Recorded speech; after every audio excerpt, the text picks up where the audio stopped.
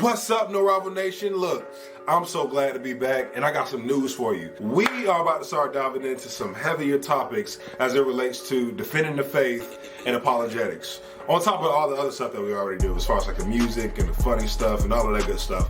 But I believe that there is no better time than this to learn why you believe what you believe. Like, we really have to learn how to stand on the truth and how to articulate why we believe what we believe. So I'm going to give you this content in a very digestible and very condensed fashion so that on your own time you can use it as a springboard to go and do your own research. Let's get into it. 3 of the most powerful reasonings as to why God does exist are the moral, teleological, and cosmological arguments. First up, the moral argument.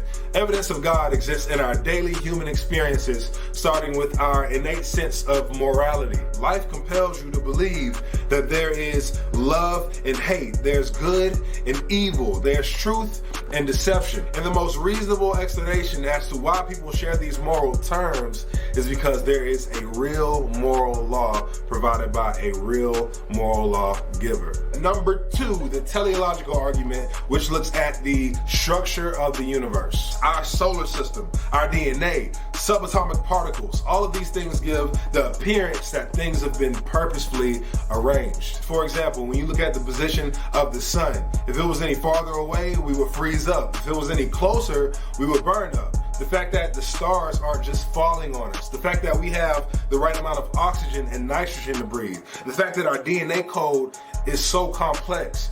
Even when you look at the miracle of childbirth, it's evident that these things aren't just by happenstance. Things coordinate with precision to make life possible. From the solar system to our cells, it's very obvious that there's an intelligent designer behind all of this. And then lastly, the cosmological argument, which uses the principle of cause and effect, which just means that for every effect, there's some cause. For example, when scientists proposed the Big Bang Theory, well, then that begs the question, what caused the chain reaction that then led to the effect of the Big Bang?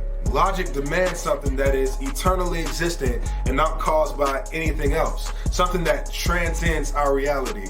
And it's obvious that our universe is not eternal and it's not uncaused. Logic points to God. For us to try to wrap our mind around the fact that God has no beginning and no end would be for us to think that we could somehow comprehend in our small minds how big God is, in which case he wouldn't be God. There are so many other arguments that validate his existence. Even in science and archaeology, there are so many secular discoveries that validate the Bible.